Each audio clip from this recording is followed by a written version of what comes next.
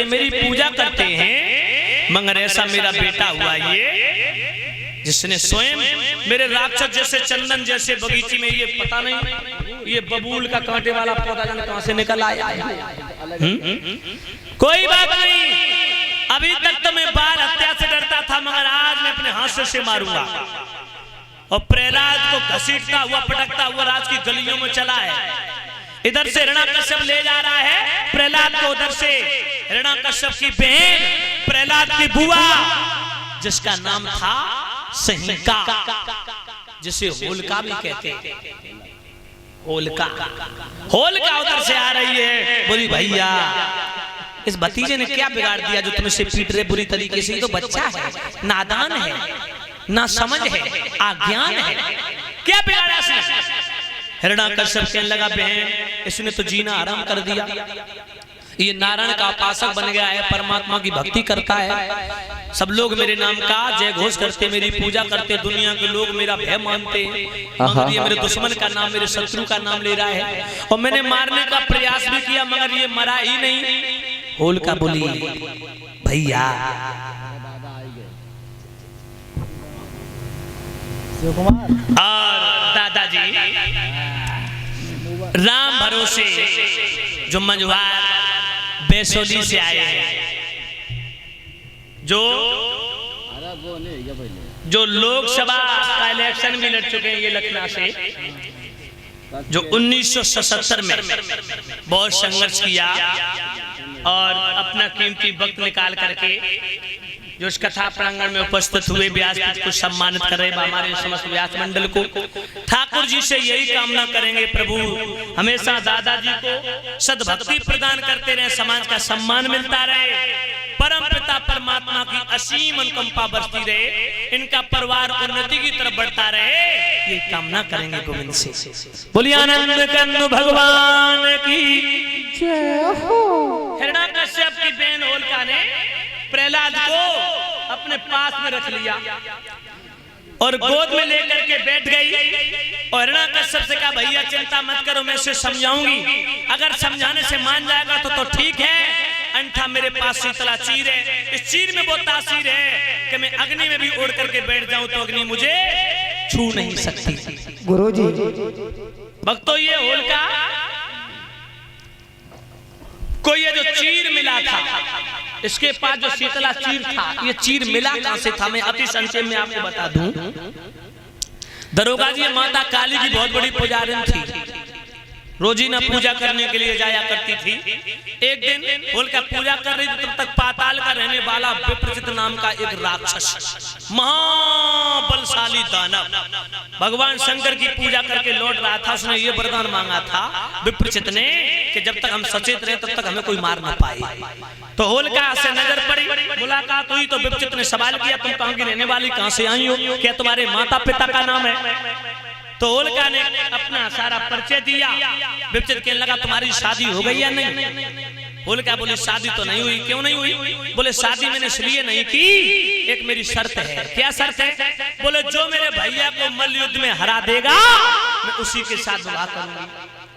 तो विप्रचित कहने लगा तुम अपने भैया के बल पर इतना घमंड है तो चलो हम पहले तुम्हारे भाई से निपट ले।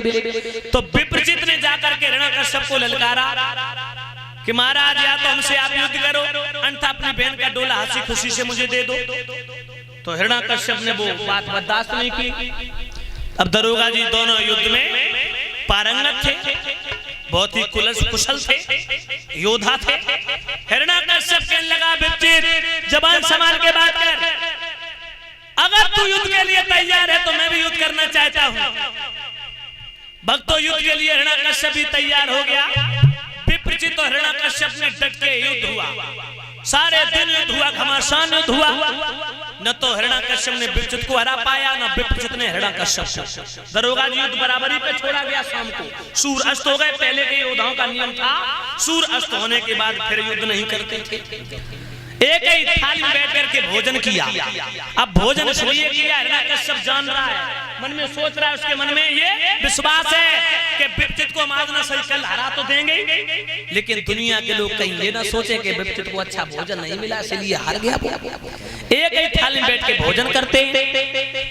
अगले दिन फिर भगवान भास्कर ने खोली, अखाड़े में कूद गए, युद्ध हुआ, घमासान युद्ध हुआ, न किसी की विजय हुई न किसी की पराजय, न विपचित ने हिरण्यकश्यप को हरा पाया न हिरण्यकश्यप ने विपचित को। भक्तों ये युद्ध 1-2 दिन तक नहीं हुआ, 7 बरस तक युद्ध हुआ। अंत में हिरण्यकश्यप को विपचित ने छाड़ा जमीन पर पटक दिया और तलवार खींची मारने के लिए विपचित उद्यत हुआ। सोई होलिका ने गले में वरमाला डाल दी और दोनों हाथ जोड़ करके अपने पति विपचित से कहा, मैंने आपको पति के रूप में स्वीकार कर लिया, मैं आपकी पत्नी। अब भैया को मारो मती, क्योंकि दुनिया के लोग ये कहेंगे ऐसी शादी की भैया खाए गई, साथ की सहेलियां ताने मारेंगी कि ऐसो विवाह करो ऐसो दोनों करो भैया खा गई, तो ये आजीवन पर्यंत कलंक हो जाएगा मेरे ऊपर। लोग ये कहेंगे भैया खा गई, शादी ऐसी करवाई जो भैया जीते जी इसने डस लिया, ये दाहिन है, इसीलिए मेरे भैया को मारो मत।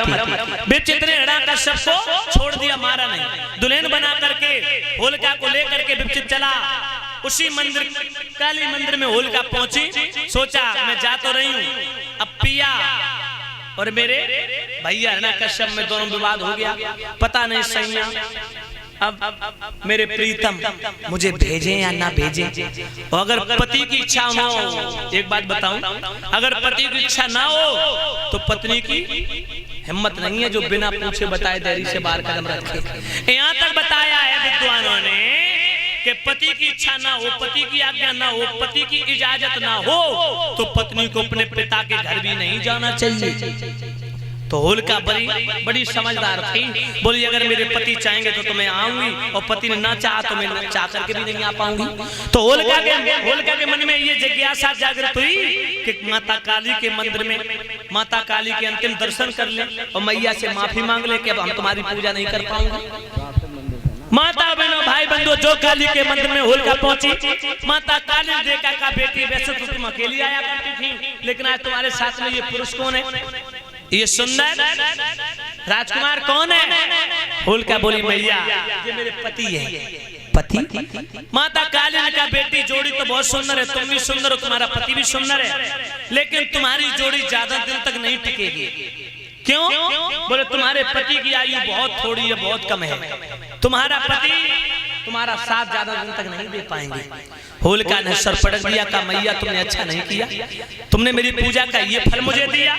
माता काली कहने लगी ले बेटी, विधि के विधान को कोई मेट नहीं सकता, लेकिन ये चीर में तुझे दे रही है, चीर में वो तासीर है कि जब तक चीर तेरे सर पे रहेगा तब तक तेरे पति को कोई हरा नहीं पाएगा।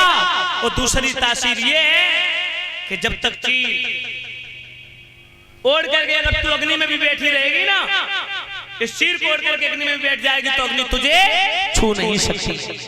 होलिका ने चीर तो ले लिया बड़ी बड़ी मन से, ससुराल चली जाती है माता। ससुराल पहुंची है भाइयों, इधर हिरण्यकश्यप को हराया कब था विपचित ने, जब हिरण्यकश्यप ने वरदान नहीं प्राप्त किए थे तब। जब वरदान प्राप्त किए माता ने तो सबसे पहले अपने बहनोई का ही कत्ल किया था। सोचा था कि जब तक मेरा बहनोई जीवित है तब तक लोग हमारा भय नहीं मानेंगे, मेरी धाक नहीं जमेगी, क्योंकि लोग ये कहेंगे कितने बड़े योद्धा होते तो विपचित से बदला ले लेते जो तुम्हें हरा करके तुम्हारी बहन को जबरदस्ती ले गया। तो भक्तों, माता बहनों भाई बंधु दोनों पत्नी सो रहे थे, रात्रि का समय था, हिरण्यकश्यप चला। सबसे पहले दरोगा जी विपचित का कत्ल किया। हिरण्यकश्यप ने अपने बहनोई को मार डाला।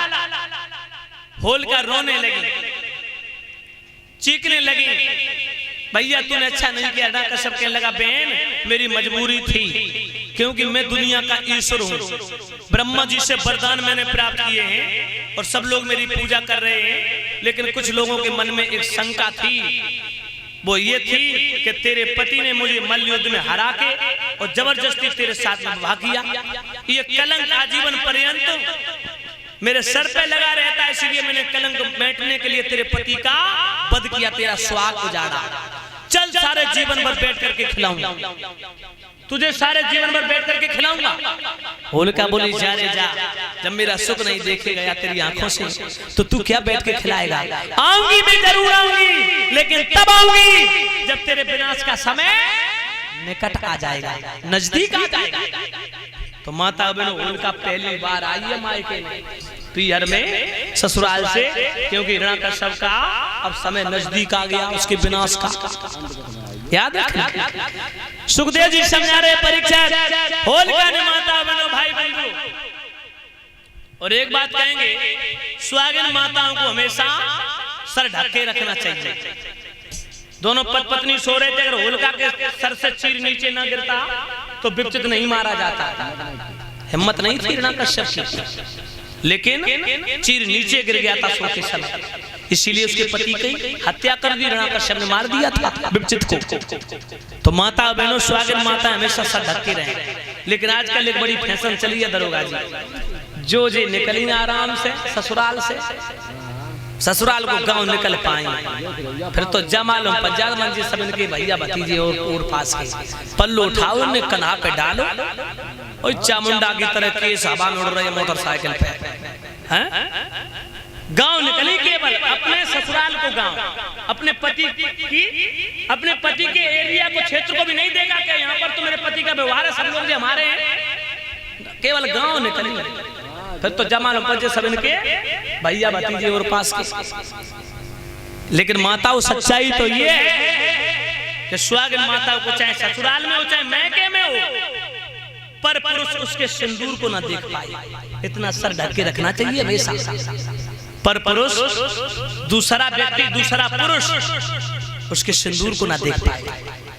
याद रखना भक्तों, माता बहनों। और एक बात और कहेंगे, एक और फैशन चली है आचार्य जी, जो हमारी देवियां साड़ी पहनने का जो तरीका बदल गया। पहले की देवियां थी हमेशा पेट को ढक के रखती थी, और अब एक और पहनाव चलो है, पेट को ऊपर रखती, पेट को खुला। ये बिल्कुल गलत है। ये परंपरा हमारे सनातन धर्म की नहीं है। यहां तक बताया है माता बहनों। पवन रेखा कुछ लोग शास्त्री लोग बताते हैं, अभी मैं भी बताऊंगा परसों की कथा में। कुछ लोग ये कहते थे कि पवन रेखा दुर्मलक नाम के राक्षस ने संभोग किया था पवन रेखा से, तब कंस पैदा हुआ था। ऐसा नहीं था दरोगा जी। पवन रेखा गर्भवती थी माताओं, पहले से दुर्मलक की केवल छाया पड़ी तो उसके गर्भ के ऊपर छाया, जिससे कंस पैदा हुआ था। छाया पड़ने से तो हमेशा पेट बंद होना चाहिए, ढका होना चाहिए, खुला नहीं। पर पुरुष की छाया भी नहीं पड़नी चाहिए गर्भवती महिला के ऊपर। कुछ लोग कहते नहीं है यार क्या करें, ये हमारे विचारों का तो बेटा है, नहीं इस पे तो की छाया पड़ी है।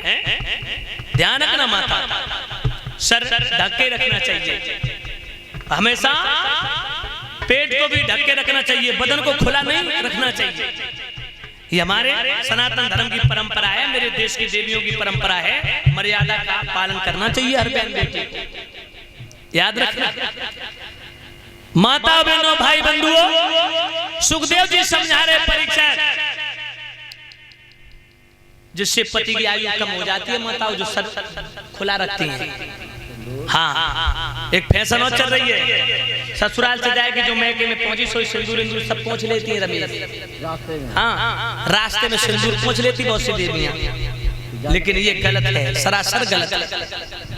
याद रखना माताओं, आप समझदार हैं, सब लोग पढ़ी लिखी हैं, ध्यान रखना चाहिए। वो आप अगर फैशन को अपनाए हो तो आपकी बहुएं आएंगी, नहीं बहू देखें कि हमारी जब डोकरी ऐसी फैशन अपनाती हैं तो हम वही परंपरा को अपना संस्कार पड़ जाते हैं। बेटी पे भी संस्कार पड़ते हैं, माँ के बहू पे भी पड़ते हैं, सास तो सास को नियम कानून कायदा का पालन करना चाहिए। बिटिया भी संस्कारी बनेगी, बहू भी संस्कारी बन जाएगी। याद रखना, क्योंकि सास से तो देखती बहू में कि हमारी सास कैसे रहती है। हाँ, ध्यान रखना माताओं, होलिका प्रथम बार आई है, प्रहलाद को गोद में ले लिया और समझाने लगी है, बेटा तू मेरी बात मान ले, भगवान का नाम छोड़ दे। प्रहलाद बोले काहे बुआ, भगवान का नाम क्यों छोड़ दो, मतलब क्या है? बोले उन्होंने तुम्हारे चाचा का वध किया था। सोई प्रहलाद ने नैला पे दहला दे दिया और बोले प्रहलाद बुआ जी मेरी बात सुनो, तुम क्या कह रहे हैं कि मेरे परम पिता श्री विष्णु ने मेरे चाचा हिरण्याक्ष का वध किया, तो आप भी जो विधवा बनी डोल रही इसमें किसका हाथ है? और प्रहलाद बोले